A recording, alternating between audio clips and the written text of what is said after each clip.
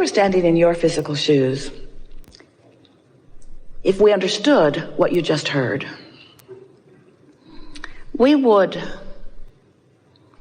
set an intention, a singular intention, be the only thing that we would put on our things to do today list. I'm going to feel as good as I can feel, as much as I can feel it, as long as I can feel it. Which means we would not be facing a lot of the reality. We wouldn't watch cable news because there's nothing there that resonates with who you are and what you really want. Oh, it's informative, reaches all around the world, and a lot of people feel that they need to be informed of what they do not want in order to protect themselves from it. And we acknowledge that it is helpful to know what you don't want so that you can know what you do want. But you get way carried away with the knowing what you don't want part of the equation.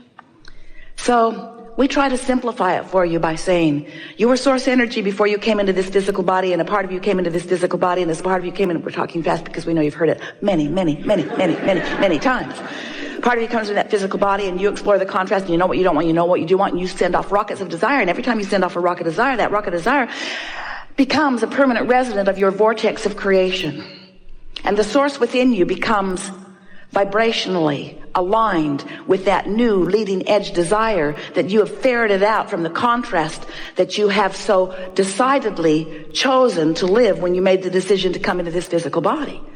So you've launched a rocket of desire, but you've done more than that. From your physical format, you have caused the larger part of you to expand, and the larger part of you, that inner being part of you that was you before you were you in your physical body, that still is you even though you are in this physical body, this non-physical counterpart, this inner being, this source part of you has evolved because of what you've just lived. And as that part of you has evolved because of what you've just lived, now you have a choice of whether to keep up with that evolution or not. And that's what your emotions are. The better you keep up with the expansion that you have carved out of this life experience, the better you feel. But if you launch rockets of expansion, and the source within you becomes the equivalent of that expansion that you've asked for, and you stay focused upon the problem that caused you to launch the rocket, then there's a vibrational gap between you and you that you feel in the form of emotion. But that's okay, because that's step one. You knew that that was essential. You knew that it was necessary to know what you don't want in order to know what you do want. And you also knew that it was logical for you to be more of a vibrational match to what is than to what is coming next, because what is has a lot of your attention. Have you noticed? Because you can see what is, and you can hear what is, and you can smell what is, and you can taste what is, and you can feel what is. It's so real. It's why you want to call it reality. This is real. We say, yes, but it's temporary, and it's the bouncing off place from where you are. So if you sift through the real reality of what you're living, and you look for the best parts of it, and you hold the best parts of it as your object of attention, so that the vibration that you are offering chronically is about that, then your point of attraction allows you to receive more and more and more and more and more of those things that you have been asking for. So for a while, we've been telling you about step 1, step 2, step 3. Step 1 is you sift through contrast and you ask. And step 2 is, since you've launched that rocket of desire, source has become the equivalent of it. In other words, when you ask, it happens immediately, what you ask for. But step 3 is, you have to find a way of, not just for a moment, not just for a flash, not just in an odd moment of influence by someone else, but you have to find steady, chronic resonance with what you're asking for. In other words, you can't want more money and feel resonance with lack of money and get more money. You got to feel resonance with more money. And our physical friends say, well, thanks a lot. Give me some money and I'll resonate. We say, we know you want the reality first and the resonance later, but that's not the way it works. And often you say, well, I don't know for sure that that's true, Abraham, because I don't think I was being that deliberate about a lot of things in my life. And yet well-being pretty much surrounds me on lots of subjects. And we say that is because the well-being is the dominant part of that which you are about. It's natural for well-being to follow you. You had a lot of well-being resonance going before you even made your entrance into this physical body. That carries you, it does. But when you become deliberate about your vibration, when you deliberately offer your thoughts because you care about that resonance, now you're really cooking. Now you are a deliberate creator. Now you have so much control about what happens around you. And now, and only now, does life begin to really be pleasurable for you, because it takes all of the mystery out of it. It takes all of the chance and luck stuff away. It makes you understand that you can find a position after you've sorted through life, and you can deliberately hold to that vibrational position, and law of attraction will support that position with manifestational, actualized, see it, hear it, smell it, taste it, touch it, evidence. So we like it that you want to be the deliberate creator of your experience, because whether you know it or not, you are the creator of your experience. And a lot of people are doing a lot of that creation by default. They're just offering vibrations all over the place, and law of attraction is responding to it, and they like some of it and they don't like some of it. But the point is, they talk about all of it. So as you're talking about wanted, that's good. But as you're talking about not wanted, not so good, because all of it practices a vibration. And sometimes without even meaning to, you practice a vibration that causes that step 3 part, that allowing part, not to happen. Oh, you want it. You want it so much. You want it so much, and Source has delivered it so fully, but you're not seeing it. You're not realizing it. It's not evidential to you yet because you're vibrationally off signal.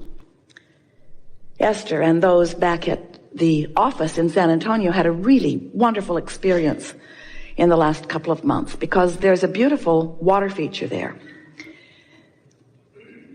It's man-made. The well pumps the water up to the headwaters, and then it flows down a beautiful stream with some falls and trickles into a big pond down at the bottom.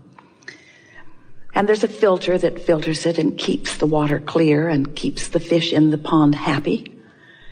But it wasn't filtering, and the pond was not clear, and the fish weren't happy. Something was wrong.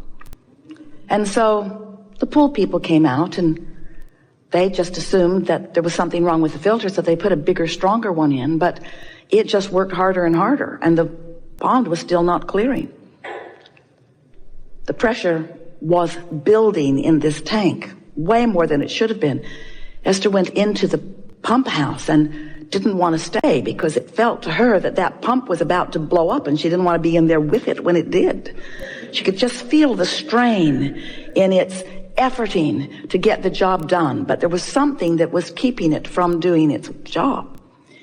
So then it was discovered that the pond pulls water from the bottom, comes through pipes into the filter. Filter was calling it in, filter was filtering it, and trying to put it back into the pond through some other pipes, but those pipes were completely clogged. Caliche had built up in them, very hard Texas soil. It becomes almost concrete-like. And so several men for several days with several different tools tried to clear out those pipes, chisel away, put the plumber's snake in them. It was obvious that that was not going to happen. And the pipes had enough twists and turns that it was reported to Esther, we are not going to make this happen this way. And so the idea seemed obvious. Well, we're going to need some more pipes putting the water back into the pond. And so they laid them on top of the ground. No point in burying them until you know your theory is correct, right? So they put the pipes on top of the ground, and now, the pressure tank is happy, the filter. Oh, what a sigh of relief it breathes as the water is now flowing back easily into the pond.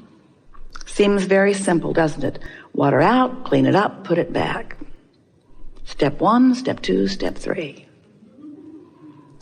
And so we are suggesting to you that you give up on trying to clean out your pipes, because there's a lot of gunk in there. And a lot of it's been there for a long time, and it's hardened. It's become immovable. But you could lay some new pipes.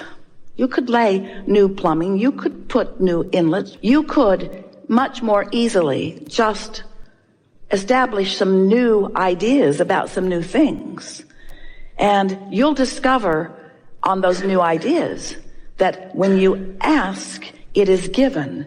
And in your absence of clogged pipes, what is given is recognized by you, is revealed to you, is realized by you, is experienced by you very, very quickly. And this is our way of saying to you, rather than coming to a gathering like this with things that you are aware of that are not working as well as you'd like them to, with issues that you want to discuss, if you will start with new things that you have not yet clogged your pipes about, you will allow these universal laws to deliver to you results of your clear thought, and you will begin to feel your true power.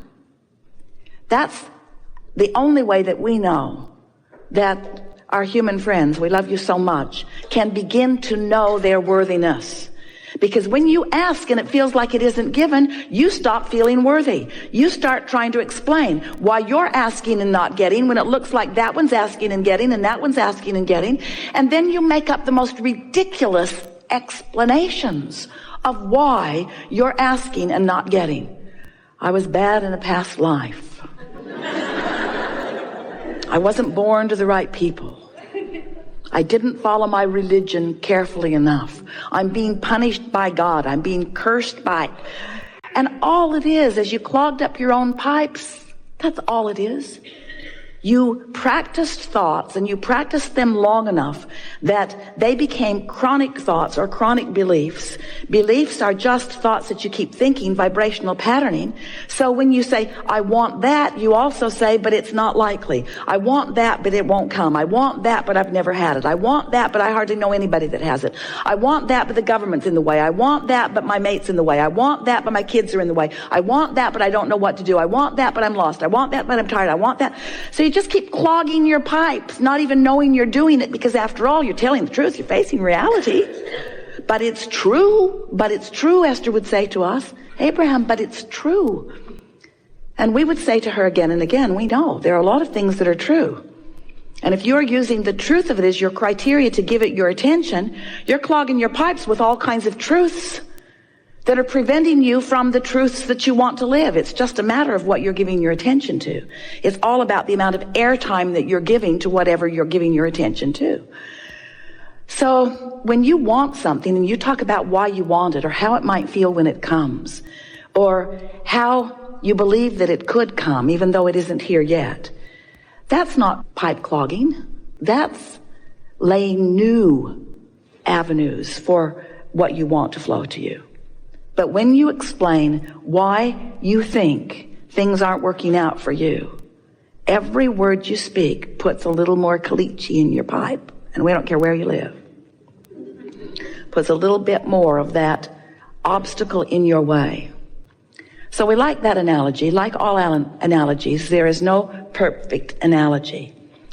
But we want you to realize that you are the creator of your own reality, and that you get to choose what you are giving your attention to. And the more choices you make that feel good when you make them, the clearer your flow, and the more easy it is for you to be in the vibrational place to feel the inspiration so that what you want can begin to flow into your experience.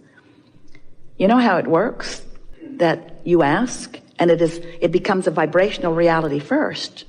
Our physical friends say, well, that's not very exciting to me. I don't want a vibrational reality. I want a real reality. I want one that I can experience with my physical senses and that others can observe as they look at me. And we say, well, then what you've got to do is figure out what you're doing with your point of attraction, because you put it into the vortex, and the vortex has been gathering all of the cooperative components for everything that you want, and is delivering it back.